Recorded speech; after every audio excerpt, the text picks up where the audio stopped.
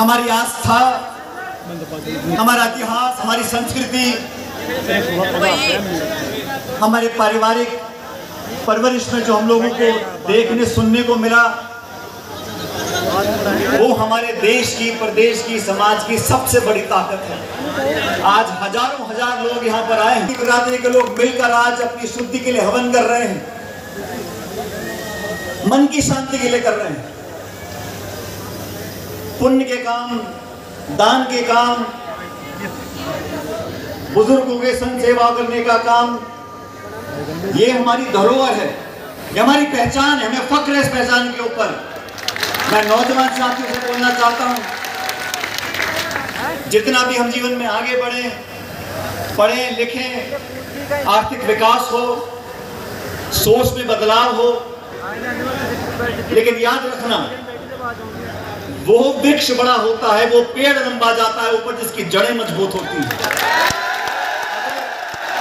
अगर हम लोग अपने इतिहास को भूल जाएं, अपने परिवार समाज को भूल जाएं, गांव ढाड़ी जहां से हम निकल कर आए हैं, उनकी अवमानना करें, उनको मान सम्मान ना दें, पर देखता नहीं। कुछ ऐसे लोग जो भूल जाते हैं,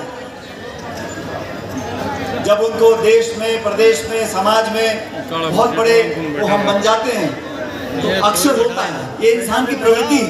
अरे इन बैठा हो ना कि वो पीछे मुड़कर देखना भूल जाता है। इसलिए हमेशा हम कौन हैं, कहां से निकल कर आए हैं, किन लोगों ने हमको बचपन में वो मूल्य दिए, वो ताकत दी, वो आशीर्वाद दिया, जिसकी बदौलत हम पढ़े लिखे, पदों पर आए, धंधा किया, बिजनेस किया, फिर अपना नाम कमाया।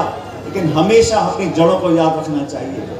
आज इस मंच पर मैंने बहुत दिन के बाद देखा, हमारे पूर्व चेयरमैन बद्री सैनी साहब मौजूद हैं, मनीष जी, इंद्राज जी, हमारे विधायक वेद जी, महेश शर्मा जी, हम सब लोग भी इस शुभ काम में आहुति डालने के लिए, सबका आशीर्वाद लेने के लिए, और सबसे महत्वपूर्ण आप सब लोगों से मिलने के लिए आज यहाँ पर आए हैं।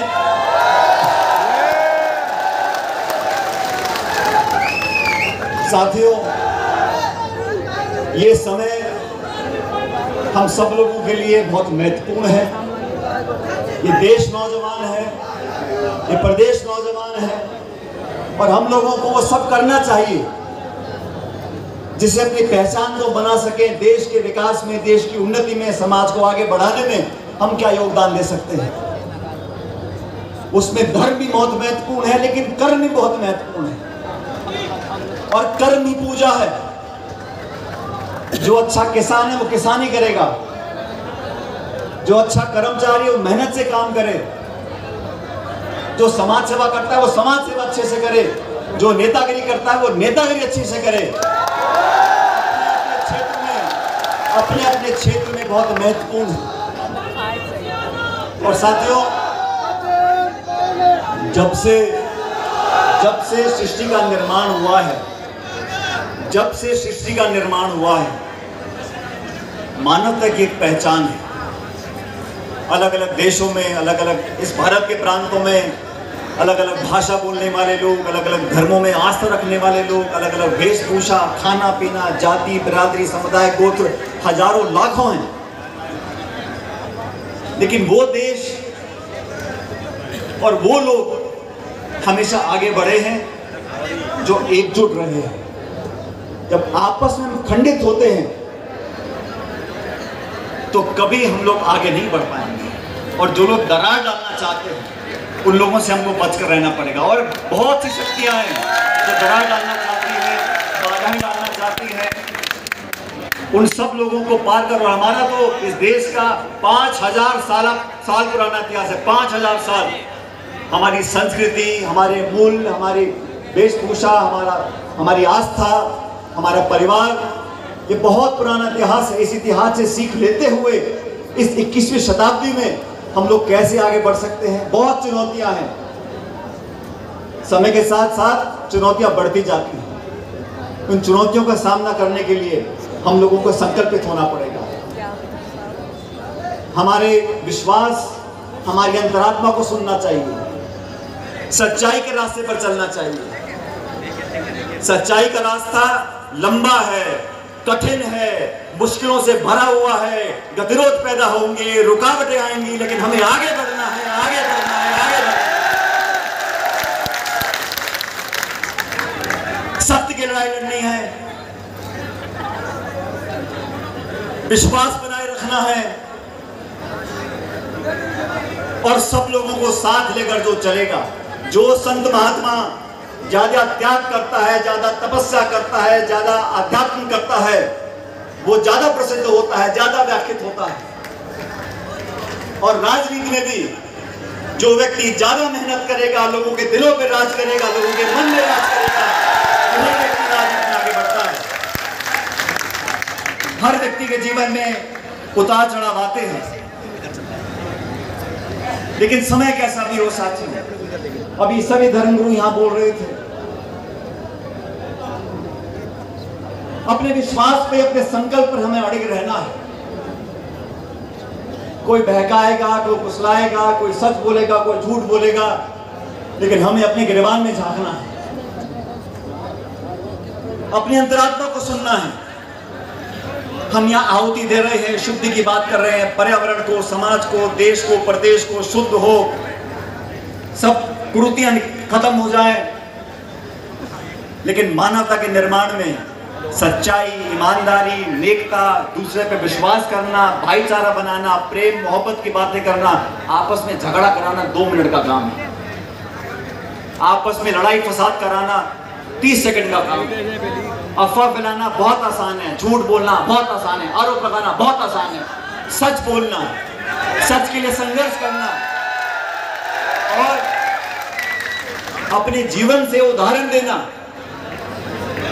ये मैं समझता हूं आज के समय बहुत महत्वपूर्ण है। मुझे यहां पर आकर आप सब लोगों ने जिस ऊर्जा के साथ, खासकर हमारी माताएं बहनें बैठी, आप लोगों का प्यार, दुलार, आशीर्वाद, नौजवानों की ऊर्जा, हमारे बड़े बुजुर्गों का आशीर्वाद, ये सबसे बड़ी पूंजी है इस देश में, ये सबसे बड़ी पूंजी है इस प्रदेश में। और मुझको जितना प्यार, जितना दुलार, जितना आशीर्वाद आप सब लोगों ने दिया है, मैं समझता हूं मैं जीवन में इसके बाद कुछ मांगने लायक नहीं बनता।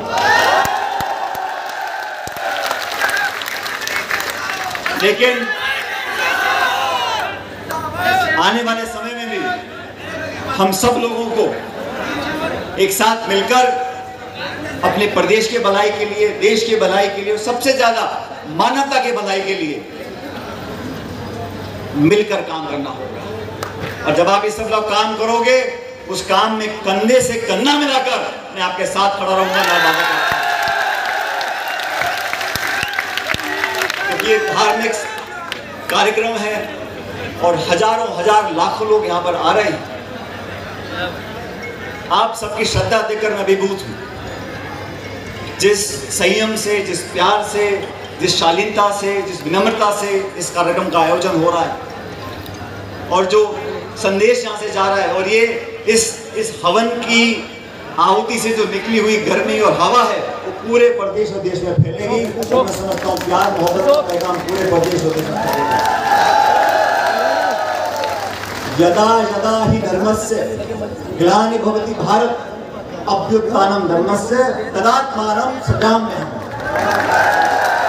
ये हम सब लोगों के लिए संदेश भी है कि हमें हर चुनौती का सामना करना है, हम लोगों को साथ मिलकर आगे बढ़ना है और समूचे समाज को, 36 कौम के लोगों को, सब नौजवानों को, बुजुर्गों को, महिलाओं को, सब लोगों को मिलकर आगे एकजुटता से काम करना पड़ेगा। लेकिन सबसे बड़ी ताकत हम लोगों की हमारी एकता है, हमारा आपसी भाईचारा और प्रेम है। इसको हमेशा परमपिता परमेश्वर बरकरार रखे। आप सब लोगों के ऊपर ईश्वर की, भगवान की असीम कृपा रहे। आपके आने वाला समय मंगलमय हो, कल्याणकारी हो। आपके बच्चे पोतों को भगवान खूब आशीर्वाद दे, आपकी झोलियों में भगवान खूब खुशियां भरे और आपका आशीर्वाद हमें मिलता रहे। बहुत बहुत धन्यवाद। जय हिंद, राम राम।